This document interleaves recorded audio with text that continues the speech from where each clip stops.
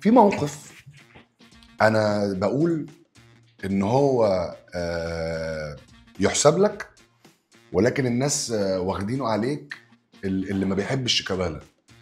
في ناس تيجي تقول لك ايه، شيكابالا راح الاهلي وكان هيمضي في الاهلي، وانا عارف الحقيقه، فعارف ان شيكابالا الاهلي كانوا مرحبين بيه جدا جدا، ومانويل جوزيه بيموت في شيكابالا، والفلوس كانت مفتوحه لشيكابالا، سواء الغرامات اللي عند باوك او العقود الشخصيه ليك.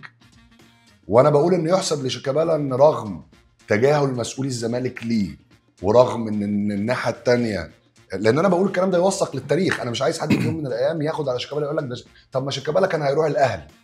انا عايزك بقى تقول دي بتتقال، الحقيقه، ودي بتتقال كتير، ودي بتتقال كتير. ما بيقول لك ميدو هرب وهو صغير، ماشي، وانا هربت رحت العب في مراكز الشباب، انا رحت العب بره ورجعت. ده انا مشكلتي ان انا كنت برجع باي وقت عايز ارجع.